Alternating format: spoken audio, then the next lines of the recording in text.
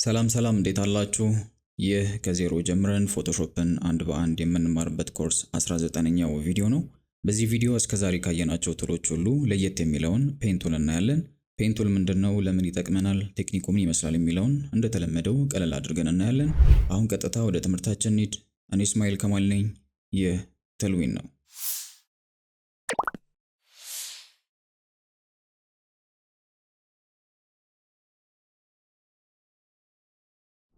ፔንቱል ከዶጅ ኤንድ በርን ቀጥሎ ያለው ግሩፕ ውስጥ የምናገኘው ቱል ነው። ሾርትከቱ ፒ ነው። ይህ ቱል አንከር ፖይንቶችን እና ፓዝን በመጠቀም ድሮ የምናደርግበት ቱል ነው። አንከር ፖይንት ምንድነው? ፓዝ ምንድነው? የሚለውን እናየዋለን። ምንም አታስቡ። አንከር ፖይንት ማለት ሲምፕሊ ፖይንቶች ናቸው። ፓዝ ማለት ደግሞ እነዚህን ፖይንቶች የሚያገናኝ ላይን ነው። ሶ ፔንቱል አንከር ፖይንቶችን እና ፓዝን በመጠቀም የፈለግነውን አይነት ቅርጽ መስራት የሚያስችለን ቱል ነው። ከዚያ በኋላ የሰራነውን ቅርጽ አሁን ቀጥለን እንደምናየው ወደ ሰሌክሽን ወይም ደግሞ ወደ ሼፕ ፕሌየር መቀየር እንችላለን። ኦኬ ቱሉን አክቲቭ ስናደርግ በቅድሚያ እዚህ ጋር ፓዝ እና ሼፕ የሚሉ ሁለት ሞዶችን እናገኛለን። ከፓዝ እንጀምር። የመጀመሪያው ስቴፕ ክሊክ ማድረግ ነው። ክሊክ ስናደርግ የምታዩትን ይህን ፖይንት ይሰጠናል። ይህ ፖይንት ማለት አንከር ፖይንት ያልነው ነው። ከዚያ ቀጥለን ሌላ ቦታ ላይ ሄደን ክሊክ ስናደርግ ሌላ አንከር ፖይንት ይሰጠንና ሁለቱን አንከር ፖይንቶች በላይን ያገናኛቸዋል። ይህ ላይን ማለት ፓዝ ያልነው ነው። አሁንም ሌላ ቦታ ሄደን ክሊክ ብናደርግ አንከር ፖይንት ያስቀምጥና በፓዝ ያገናኛቸዋል። በዚህ መልኩ ክሊክ እያደረግን የፈለግነውን ቅርጽ እንዲይዝ ማድረግ እንችላለን። ዞረን ወደ መጀመሪያው አንከር ፖይንት ስንመለስ እዚህ ጋር የክሎዝ ምልክት ያሳየናል። ክሊክ አድርገን ፓዙን መዝጋት እንችላለን። ኦኬ አሁን ይህም ፓዝ በሙቭ ቱል ለማንቀሳቀስ ብንሞክር አይንቀሳቀስም። ከዚያ ይልቅ እንደምታዩት ባክግራውንዱ ነው የሚንቀሳቀሰው። ይህ ፓዝ የምንለው ነገር ኖርማሊ እንደማንኛውም ኤሌመንት በሙቭ ቱል የምናንቀሳቀሰው ወይም ሌየርስ ፓናል ላይ የምናገኘው ነገር አይደለም። ሙቭ የምናደርግበት ራሱን የቻለ ቱል አለው። እንዲሁም ልክ እንደ ሌየርስ አክሰስ የምናደርግበት ራሱን የቻለ ፓናል አለው። ከስር እዚህ የቱል ግሩፕ ውስጥ ፓዝ ሰሌክሽን የሚል ቱል እናገኛለን። ይህን ቱል በመጠቀም ፓዙን በዚህ መልኩ ሰሌክት ኤንድ ሙቭ ማድረግ እንችላለን። ከሌየርስ ፓናል አጠገብ ደግሞ ፓዝ የሚል ፓናል እናገኛለን። እናንተ ጋር አክቲቭ ካልሆነ ዊንዶው ውስጥ ገብታችሁ ፓዝ የሚለውን አክቲቭ አድርጉት። እዚህ ፓናል ላይ የሰራናቸውን ፓዞች ልክ እንደ ሌየርስ አክሰስ ማድረግ እንችላለን። በተጨማሪም ክሬት፣ ዱፕሊኬት፣ ዲሊት የመሳሰሉ ነገሮችን ማድረግ እንችላለን። ኦኬ በጣም ጥሩ። የዚህ ፓዝ ጥቅሙ ምንድን ነው? ይሄ ፓዝ እንዲሁ ፓዝነቱ ብቻ ምንም አይጠቅመንም። እዚህ ጋር ሁለት ዋና አማራጮች ይኖሩናል፣ ሰሌክሽን እና ሼፕ። የሰራነውን ቅርጽ ወደ ሰሌክሽን መቀየር ከፈለግን ራይት ክሊክ እናድርግና ሜክ ሰሌክሽን እንለዋለን። ወይም ፔንቱል ራሱ ላይ ከሆነን ኦፕሽን ባር ላይ ሜክ ብሎ ሰሌክሽን የሚል ኦፕሽን እናገኛለን። ይቺ ዊንዶ ትመጣልናለች። ኦኬ እንላታለን። በፓዙ ቅርጽ ሰሌክሽን ሰራም ማለት ነው። ወይም ደግሞ ሁለተኛው አማራጭ ወደ ሼፕ መቀየር ነው። ኦፕሽን ባር ላይ የሼፕ ኦፕሽንን ክሊክ ስናደርግ ፎርግራውንድ ከለሩን ተጠቅሞ በፓዙ ቅርጽ መሰረት የሼፕ ፕሌየር ይሰጠናል። ሼፕ ምንድነው የሚለውን ሁለተኛው የፔንቱል ሞድ ላይ ስለምናገኘው እዛ ላይ በሰፊው እናየዋለን። ሶስተኛ ማስክ የሚል አማራጭ አለ። ይሄ ሰምቲንግ አድቫንስድ ስለሆነ ለጊዜው እንተወው። ፓዝ ጀስት የፈለግነውን ቅርጽ የምንሰራበት ቴክኒክ እንጂ ወደ ሌላ ነገር ኮንቨርት ሳናደርገው እንዲሁ ራሱን ቀጥታ የምንጠቀመው ኤሌመንት አይደለም። ኦኬ እስካሁን ያየነው ራንደምሊ የሆነ ቦታ ላይ ክሊክ እያደረግን መስራት ነው። ነገር ግን ስትሬት የሆነ ላይን መስራት ብንፈልግ ምንድነው የምናደርገው? ቀላል ነው። ጀስት ሺፍት መያዝ ነው። ሺፍትን ስንይዝ እንደምታዩት አንከር ፖይንቶችን በስትሬት ላይን ያስቀምጣቸዋል። የምንሰራውን ፓዝ ስትሬት ይሆናል። ወደ ጎን ደግሞ ወጣ ብለን ክሊክ ካደረግን በ45 ዲግሪ ያስቀምጥልናል እንደምታዩት። ሺፍትን ስትሬት ላይን ለመስራት ወይም 45 ዲግሪ ላይን ለመስራትም እንጠቀመዋለን። አንከር ፖይንቶችን ፕሌስ ስናደርግ ክሊክ ካደረግን በኋላ ፖዚሽናቸውን መቀየር ካስፈለግን ስፔስን እንይዛለን። እንደምታዩት ክሊክ ካደረግን በኋላም ቢሆን ቦታውን መቀየር ያስችለናል። እንደዚህ እየሰራን ፓዙን ክሎዝ ሳናደርግ እዚሁ ጋር መጨረስ ከፈለግን ኢንተር እንጫናለን። እንደዚህ ያቆምነውን ፓዝ መልሰን ቀጥለን መስራት ስንፈልግ ደግሞ በቅድሚያ ፓዝ ፓናል ላይ ፓዙን ሰሌክት እናደርገዋለን። ከዚያ ያቆምነው ፓዝ ጫፍ ላይ ከርሰራችንን ስናስጠጋ የኮኔክት ምልክት ያሳየናል። ክሊክ ስናደርግ ፓዙ አክቲቭ ይሆናል። ኖርማሊ ክሊክ እያደረግን መቀጠል እንችላለን። ፓዙን ሙሉ ለሙሉ ዲሌት ማድረግ ከፈለግን ደግሞ ራይት ክሊክ አድርገን ዲሌት ፓዝ እንለዋለን። በጣም አሪፍ። አሁን ቀጥለን ከርቭ ላይኖችን እንዴት እንደምንሰራ እንመልከት። የመጀመሪያውን አንከር ፖይንት ካስቀመጥን በኋላ ሁለተኛውን አንከር ፖይንት ለማስቀመጥ ክሊክ ስናደርግ ክሊኩን ሳንለቀው ድራግ እናደርጋለን። ድራግ ስናደርግ እንደምታዩት ይሄ ሃንድል ይመጣልናል። ይሄ ሃንድል ማለት የፓዙን ከርቭንስ አጀስት የምናደርግበት መሳሪያችን ነው። እንዳያችሁት ገና ድራግ አድርገን ሃንድሎቹ እንደመጡ ፓዙ የከርቭ ቅርጽ መያዝ ይጀምራል። ይህን ሃንድል በማርዘም ወይም በማሳጠር የፓዙን ከርቭንስ መጨመር ወይም መቀነስ እንችላለን። ሃንድሉ በስትሬት ላይን ወይም በ45 ዲግሪ ብቻ እንዲንቀሳቀስ ከፈለግን ሺፍትን እንይዛለን። ጅምር ላይ ትንሽ የሚከብድ ይመስላል፣ ነገር ግን ስንደጋግመውና በደንብ ፕራክቲስ ስናደርገው ይለመዳል። ቀጥለንም ሌላ ቦታ ላይ ሄደን ክሊክ ኤንድ ድራግ እያደረግን ብንቀጥል ለሁሉም ራሱን የቻለ ሃንድል እየሰጠን ይሄዳል። ኦኬ፣ እነዚህን ሃንድሎች አንዴ ከሰራንባቸው በኋላ መልሰን አክቲቭ ማድረግና የፓዙን ከርቭነስ አጀስት ማድረግ እንችላለን። አዎ በሚገባ። ፓዝ ሰሌክሽን ቱል ያለበት ግሩፕ ውስጥ ዳይሬክት ሰሌክሽን የሚል ቱል እናገኛለን። ይህ ቱል አንከር ፖይንቶችን ሰሌክት ኤንድ ሙቭ ማድረግ የሚያስችለን ቱል ነው። የፈለግነውን አንከር ፖይንት ክሊክ በማድረግ ወይም አንከር ፖይንቱ ያለበት ኤሪያ ላይ ክሊክ ኤንድ ድራግ በማድረግ ሰሌክት ማድረግ እንችላለን። ከአንድ በላይ አንከር ፖይንቶችን ሰሌክት ማድረግ ስንፈልግ ሺፍትን እየያዘን አንከር ፖይንቶቹ ላይ ክሊክ እናደርጋለን። ወይም አንድ ኤሪያ ላይ ያሉ ከሆነ ክሊክ ኤንድ ድራግ አድርገን እናስገባቸዋለን። ይህን ቱል ፔን ቱል ላይ ሆነ ራሱ ኮንትሮልን በመጫን አክቲቭ ማድረግ እንችላለን። ሃንድሎችን ለማስተካከል በተደጋጋሚ ቱል መቀየር አይጠበቅብንም። ጀስት ኮንትሮልን በመያዝ አክቲቭ ማድረግ እንችላለን። ኦኬ፣ የሆነኛውን አንከር ፖይንት ሰሌክት ካደረግን በኋላ በቀላሉ ክሊክ አድርገን በዚህ መልኩ ሙቭ ማድረግ እንችላለን።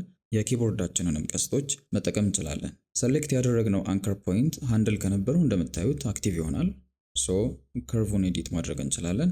እዚህ ጋር እንደምታዩት አንድ አንከር ፖይንት ላይ ሁለት ሃንድሎች ነው ያሉት። ይህኛው ሃንድል በዚህ በኩል ያለውን ከርቭነስ ኮንትሮል የሚያደርግ ነው። ይህኛው ደግሞ በዚህ በኩል ያለውን ኮንትሮል የሚያደርግ ነው።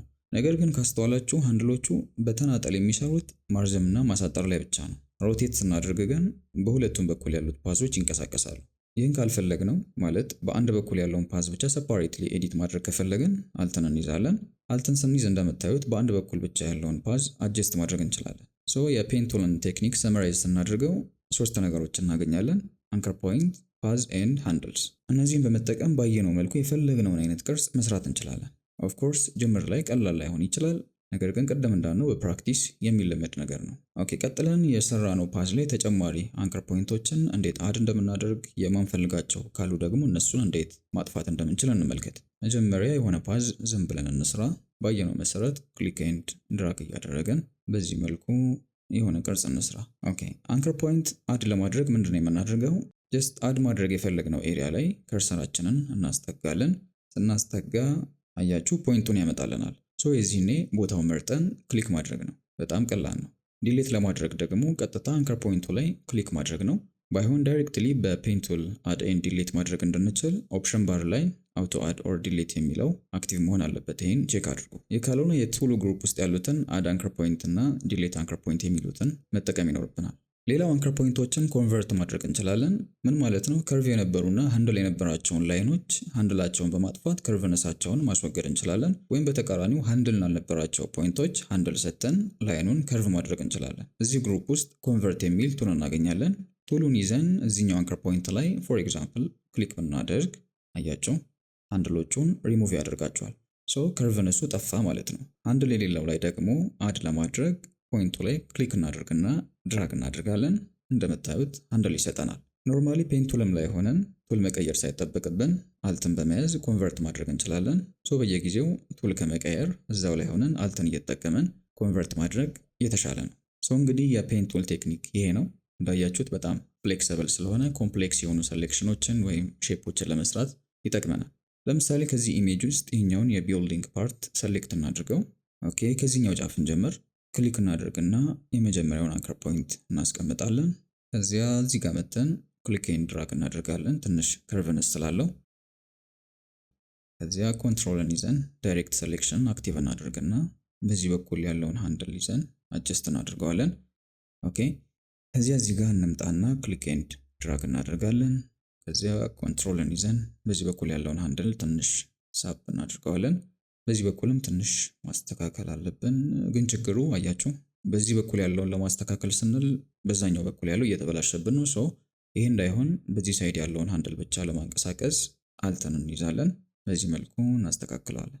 በጣም ጥሩ። ከዚያ ወደዚህ እንመጣለን። ክሊክ ኤንድ ድራግ ኮንትሮልን ይዘን ትንሽ እናስተካክለዋለን። እዚህ ጋር ብናደርገው ባይዘዊ አንከር ፖይንቶችን የት ማስቀመጥ እንዳለባችሁ በጊዜ ሂደት ቱልን ስትለማመዱት በደንብ ግልጽ እየሆነላችሁ ይመጣል። ኦኬ፣ ከዚያ እዚህ ጋር እንመጣለን። ኦኬ፣ እኛው ሃንድል ላይ ያስፈልገው ወደዚህ እንመጣለን። ክሊክ ኤንድ ድራግ። በጣም ጥሩ፣ እንቀጥል። ክሊክ። ኦኬ፣ ድራግ ማድረግ አያስፈልገውም። የመጀመሪያው ሃንድል አጀስት አድርጎታል። ወደዚህ እንመጣለን። ይሄ ስትሬት ላይን ነው የሚፈልገው። ሶ ጀስት ክሊክ ብቻ እናደርጋለን። ወደዚህ እንቀጥል። ኦኬ ይሄኛውን አንከር ፖይንት ትንሽ ቦታውን እናስተካክለው። ከዚያ እዚህ ጋር እንቀጥለው። ክሊክ ኤንድ ድራግ። ኦኬ ኮንትሮልን ይዘን ሃንድሎችን ኤዲት እናድርግ። እዚህ ጋር በዚህ በኩል ያለውን ብቻ እንድናንቀሳቀስ አልትን እንያዝ። እዚህ ጋርም አልትን ይዘን እናስተካክለው። በጣም አሪፍ። እዚህ ጋር ቀጥሎ የሚኖረው ፓዝ ላይ ከርቭንስ ስለማንፈልግ ይህኛውን ሃንድል ዲሌት ማድረግ አለብን። ሶ ቅድም ባየነው መሰረት አልትን ይዘን ፖይንቱ ላይ ክሊክ ስናደርግ ይጠፋል። ከዚያ ቀጥታ እዚህ ጋር ሄደን እንዘጋዋለን። በጣም አሪፍ ጨረስን ማለት ነው። ከዚያ ወደ ሴሌክሽን ለመቀየር ራይት ክሊክ እናደርግና ሜክ ሴሌክሽን እንለዋለን። ኦኬ ጨረስን ማለት ነው። ሶ ፔንቱልን ለእንደዚህ አይነት የሴሌክሽን ስራዎች እንጠቀመዋለን። ኦኬ ፔንቱል ላይ ወደምናገኘው ሁለተኛው ሞድ ስንሄድ ሼፕን እናገኛለን። ይህ ሞድ እንደ ስሙ የሼፕ ሌየሮችን መስራት የሚያስችለን ሞድ ነው። ፎር ኤግዛምፕል የሆነ አይነት ቅርጽ ዝም ብለን ብንሰራ ፎርግራውንዱን ከለር የያዘ ሼፕ ይሰጠኛል። ሌየርስ ፓነል ላይ ስንሄድ ደግሞ ሼፕ የሚል አዲስ ሌየር እናገኛለን። ይህ ሼፕ የሚባለው ኤሌመንት ፊል ኤንድ ስትሮክ የምንላቸው ሁለት ፕሮፐርቲዎች አሉት። ፊል ማለት ኖርማሊ ሼፑ የሚኖረው ከለር ማለት ነው። ክሊክ አድርገን እዚህ ጋር መቀየር እንችላለን። እዚህ ጋር ሪሰንትሊ የተጠቀምናቸው ከለሮች አሉ። ፎልደሮች ውስጥ ደግሞ ስዋቾች አሉ። ግሬዲየንት ከፈለግን ደግሞ እዚህ ጋር ክሊክ አድርገን የተለያዩ የግሬዲየንት አማራጮችን መጠቀም እንችላለን። በፓተርን ፊል ማድረግ ከፈለግን ደግሞ እዚህ ጋር የፓተርን አማራጮችን ይሰጣናል። ምንም አይነት ከለርም ይሁን ፓተርን እንዲኖረው ካልፈለግን እዚህ ጋር አድርገነው ባዶ ማድረግ እንችላለን። ወደ ስትሮክ ስንሄድ ደግሞ ሼፑ የሚኖረው አውትላይን ማለት ነው። አሁን ባየነው መሰረት የፈለግነውን ከለር መስጠት ወይም ባዶ ማድረግ እንችላለን። እዚህ ጋር ስትሮክ የሚኖረውን ዌይት ሴት እናደርጋለን። ስንጨምረው አያችሁት አሁን ግልጽ ሆኖ ይታያል። ስትሮክ ማለት ይሄ ነው። እዚህ ጋር ሶስት አይነት የስትሮክ ስታይሎችን ይሰጠናል። ኖርማል ላይን አለ፣ ዳሽ አለ፣ ዶት አለ። የፈለግነውን መጠቀም እንችላለን። እዚህ ጋር ከፈለግን የሼፑን ዊድዝ ኤንድ ሃይት ኤዲት ማድረግ እንችላለን። እዚህ ጋር ያሉትን የተቀሩትን ኦፕሽኖች የሼፕ ቱሎች ላይ ስንደርስ እናያቸዋለን። ሶ ቅድም ባየነው አሰራር መሰረት የፈለግነውን አይነት ሼፕ መስራት እንችላለን። ዲዛይን ላይ ይሄ በጣም ያገለግለናል። ከፔንቱል ቀጥሎ እዚህ ግሩፕ ውስጥ የምናገኘው ፍሪ ፎርም ፔንቱል ነው። ይህ ደግሞ ቀጥታ ልክ እንደ ብረሽ እንደዚህ እያንቀሳቀስን የምንሰራበት ነው። እንደምታዩት አውቶማቲክሊ አንከር ፖይንቶችን ራሱ ፕሌስ እያደረገ ይሄዳል። ሁሉም ኦፕሽኖች ተመሳሳይ ናቸው። ባይሆን ስትሬት ላይን መስራት ስንፈልግ ሺፍትን ሳይሆን አልትን እንይዛለን። እየሰራን ሄደን ፓዙን ክሎዝ ማድረግ ስንፈልግ ደግሞ ኮንትሮል እንይዛለን። ቀጥሎ እዚህ ግሩፕ ውስጥ ያለው ከርቬቸር ፔንቱል ነው።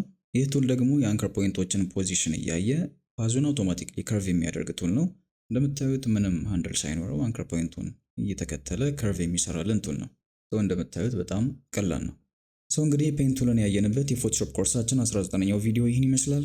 ፔንቱል ፕራክቲስ የሚፈልግ ቱል ነው። በደንብ ፕራክቲስ አድርጉት። በቀጣይ ቪዲዮ በሌላ ቱል እንገናኛለን። እስከዛው ሰላም።